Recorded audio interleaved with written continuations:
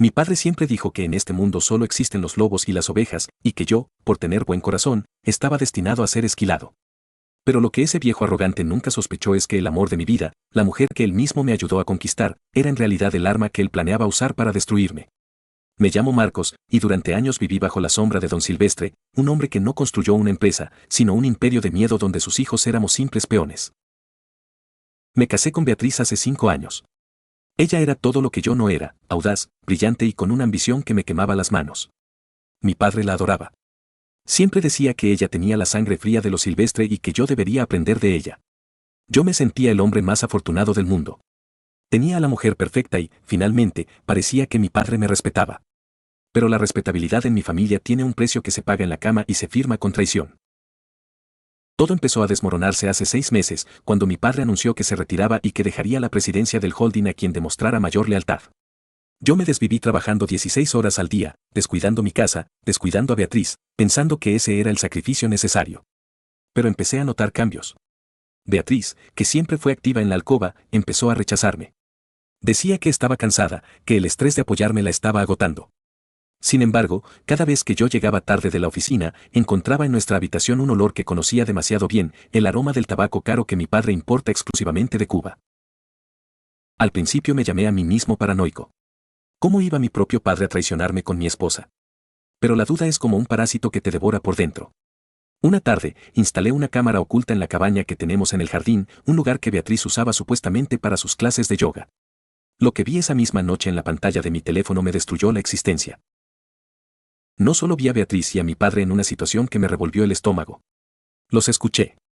Mi padre, con esa voz de mando que siempre me hizo temblar, le decía, cuando Marcos firme la cesión de acciones por su supuesta depresión, tú y yo nos iremos a la costa. El niño es demasiado débil para manejar lo que yo construí, pero tú, Beatriz, tú eres la hija que siempre quise.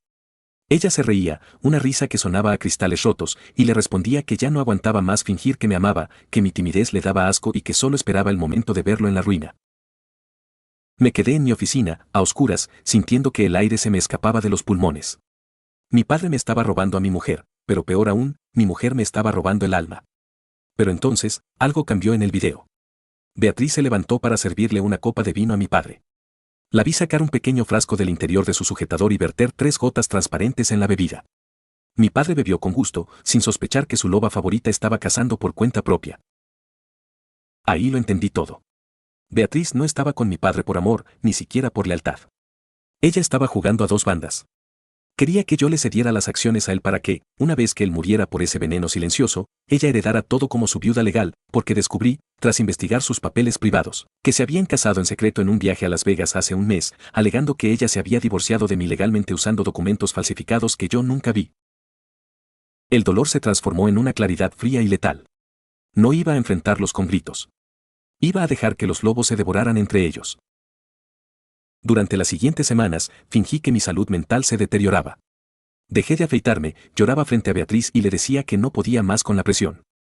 Ella me consolaba con una hipocresía que me daba escalofríos, instándome a firmar los papeles de retiro por incapacidad que mi padre ya había preparado. Mientras tanto, yo empecé a sustituir las gotas que ella le daba a mi padre. Cambié el veneno por un placebo y me aseguré de que el médico de la familia, un hombre al que yo le había salvado el pellejo años atrás, le hiciera a mi padre unos exámenes de sangre especiales. El día de la gran reunión familiar llegó.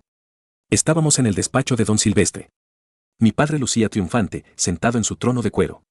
Beatriz estaba a su lado, con una mano en el hombro de él y la otra fingiendo apoyarme a mí. Me pusieron los papeles en la mesa.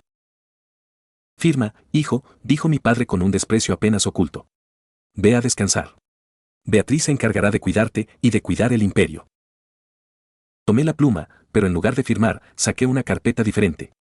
La puse sobre el escritorio. Eran los resultados de los exámenes de sangre de mi padre, las grabaciones de la cabaña y, lo más importante, el registro de la compra del veneno que Beatriz había hecho en el mercado negro usando la tarjeta de crédito corporativa que mi padre le había dado. No voy a firmar, papá, le dije mirándolo fijamente. Pero creo que deberías saber que tu hija perfecta no está esperando a que me retire. Está esperando a que tu corazón deje de latir. Esas gotas que te pone cada noche en el vino no son para la circulación. Son para causarte un infarto que parezca natural. La cara de mi padre pasó del rojo al gris ceniza. Miró a Beatriz, y ella, al verse acorralada, intentó la última jugada, empezó a gritar que yo estaba loco, que eran pruebas plantadas. Pero yo ya había llamado a la policía y al equipo de seguridad de la empresa. En ese momento, le entregué a mi padre un segundo documento, una demanda por fraude y bigamia. Ella no podía heredar nada porque su matrimonio con él era nulo al seguir casada legalmente conmigo. Lo que siguió fue un descenso al infierno para ambos. Beatriz fue detenida por intento de homicidio y fraude.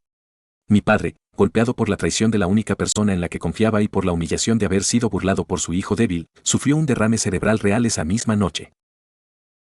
Hoy, soy yo quien se sienta en la oficina principal. Mi padre está en una clínica de lujo, vivo, pero incapaz de hablar o moverse, atrapado en un cuerpo que ya no le obedece, viendo en las noticias cómo yo he transformado su imperio de miedo en una empresa que él ya no reconoce. A veces lo visito. Me acerco a su oído y le susurro, tenías razón, papá. En este mundo hay lobos y hay ovejas. Pero te olvidaste de que los perros pastores somos los que realmente controlamos el rebaño. Beatriz me escribe cartas desde la prisión, pidiéndome perdón, jurando que lo hizo por nosotros. Las quemo todas sin abrirlas.